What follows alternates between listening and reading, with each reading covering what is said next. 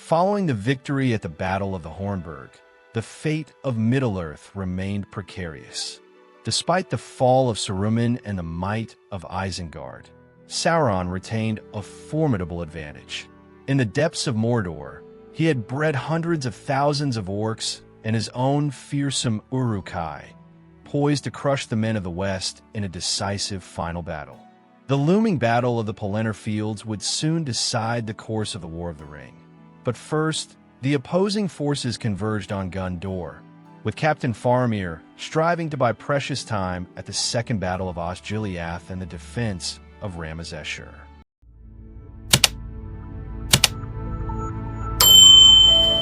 Gandalf, accompanied by Theoden, Aragorn, Legolas, Gimli, Treebeard, Merry, and Pippin, approached the impregnable fortress of Isengard, its Númenórean design unyielding even to the ends.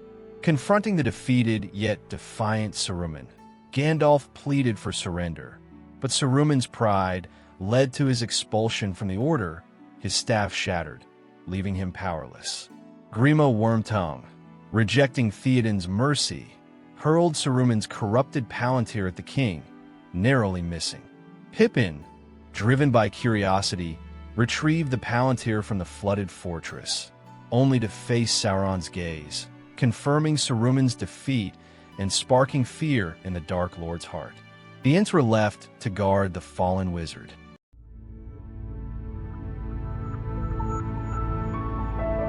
At Helm's Deep, the group was joined by the Grey Company, 31 Dunedain led by Halbarad, alongside Elrond's sons, Elladan and Elrohir, bearing counsel from Galadriel and Elrond, and a standard from Arwen depicting the White Tree. They urged Aragorn to confront Sauron. Gazing into the palantir with Andúril, the reforged flame of the West, Aragorn revealed himself as Isildur's heir, igniting panic in Sauron, who believed Aragorn possessed the One Ring. Fearing a united Middle-earth, Sauron hastened his plans for a preemptive strike on Gondor. Aragorn, witnessing Sauron's vast armies, chose a desperate path, leading the Grey Company toward the paths of the dead to rally the oath-breaking dead men of Dunharrow.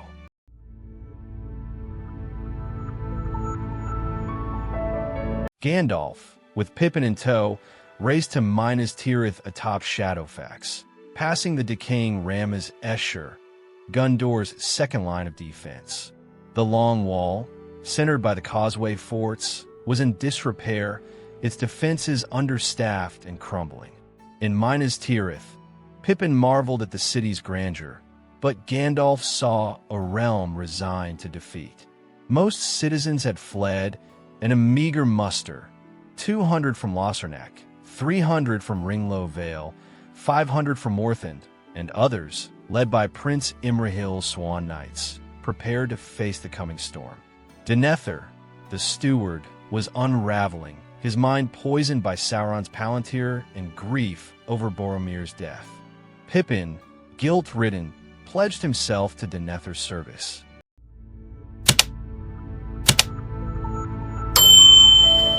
Faramir, leading the Rangers of Ithilien, reinforced Osgiliath's western defenses, pursued by the Nazgul's fell beasts. Gandalf's radiant power drove back the Nine, even cowing the Witch King. Faramir reported Frodo and Sam's survival to Denethor, who, furious at his son's failure to seize the One Ring, ordered him to hold Osgiliath at all costs, a suicidal command. Dutifully, Faramir prepared the city's defenses against a horde of 70,000 to 100,000 orcs, led by the Witch King and a strategist Gothmog, who ferried forces across the Anduin. On March 9th, a foul cloud from Mordor cloaked the land in darkness, sapping the defenders' will.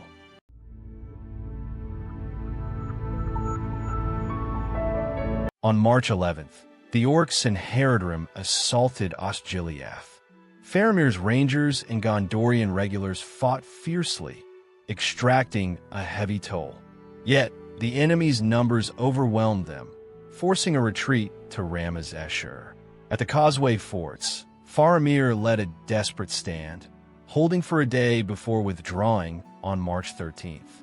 The retreat became a rout across the exposed Pelennor Fields, and Faramir fell to a Southron poison dart.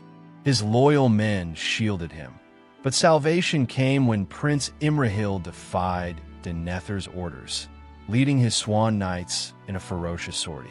With Gandalf repelling the Nazgul, Imrahil rescued Faramir, rushing him to Minas Tirith for healing.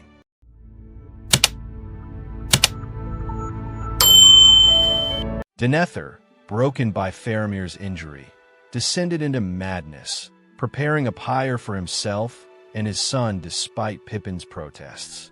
Gandalf and Imrahil assumed command of Minas Tirith's defenses, bolstered by the survivors of Osgiliath and Rammas Echor. Meanwhile, Theoden's 6,000 Rohirrim, including Eowyn and Merry in disguise, mustered at Dunharrow, answering Gondor's Red Arrow. Aragorn, with the Grey Company, Gimli, and Legolas, rallied the dead men of Dunharrow. Though Osgiliath's fall was a grievous blow, Faramir's defense bought critical time for the Rohirrim's approach.